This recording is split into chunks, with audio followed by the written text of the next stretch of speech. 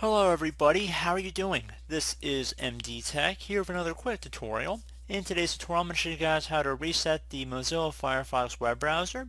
So this should hopefully be a pretty straightforward tutorial for you guys today, and without further ado let's jump right into it.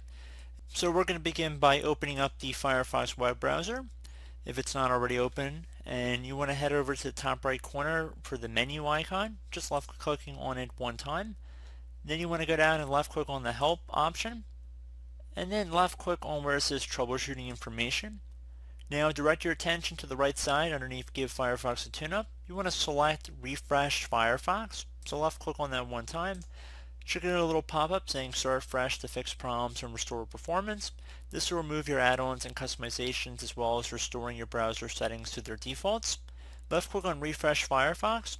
This will take a couple moments to run, so please be patient. Once the import wizard is complete, you can left click on finish, or it might disappear before you even have really a chance to respond. And at this point you should be good to go. So I do hope this brief tutorial was able to help you guys out.